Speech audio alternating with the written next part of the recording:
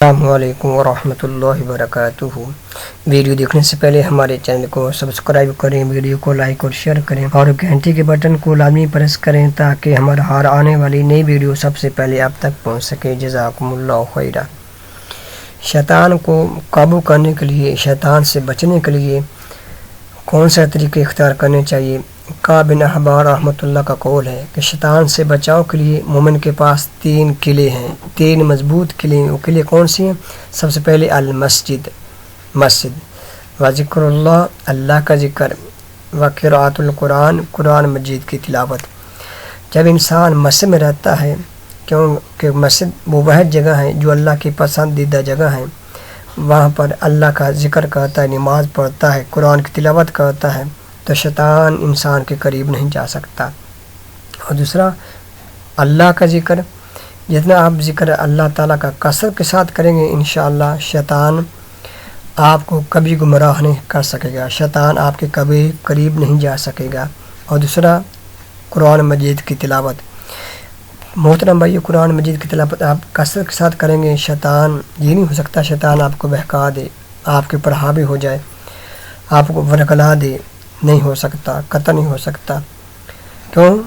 قرآن اللہ کی وہ عظیم کتاب ہے جس سے سن کر شیطان دور بھاگ جاتا ہے، تو اس لیے ہمیں قرآن مجید کی تلاوت بھی کثرت کے ساتھ کرنی چاہیے۔ تو یہ 3 قلعے، 3 ایسی چیزیں ہیں جو شیطان سے بچاؤ کے لیے، شیطان سے بچاؤ کے قلعے ہیں۔ نمبر 1 مسجد ہے، 2 اللہ کا ذکر ہے، اور چوتھا قرآن مجید کی تلاوت ہے۔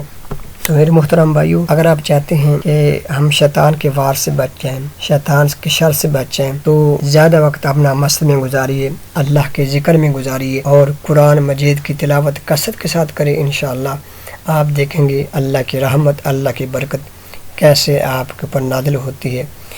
انشاءاللہ جتنا مرضی کوئی جادو کا کر لے، جادو ٹونے کر لے، اور جتنا مرضی کوئی شیطانی چیلے زور لگا گے، انشاءاللہ آپ کو اللہ کے حکم سے کچھ نہیں ہوگا۔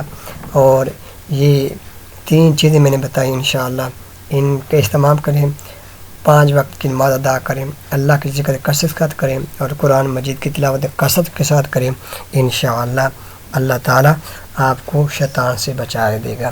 اللہ سے دولت ہمیں سمجھنے عمل کرنے کی توفیق عطا فرمائے۔ ویڈیو اچھی لگے تو ویڈیو کو لائک اور شیئر ضرور کریں، اور کمنٹس میں ہمیں ضرور بتائیں کہ یہ ویڈیو ہماری آپ کو کیسی لگی۔ جزاکم اللہ خیرا، احسن الجزاء۔ اللہ ہماری دنیا میں بہتر کرے، اللہ ہماری آخرت بہتر کرے، اللہ ہمارے والدین کو، عزیز و اقارب کو جنت الفردوس میں اعلیٰ مقام عطا فرمائے۔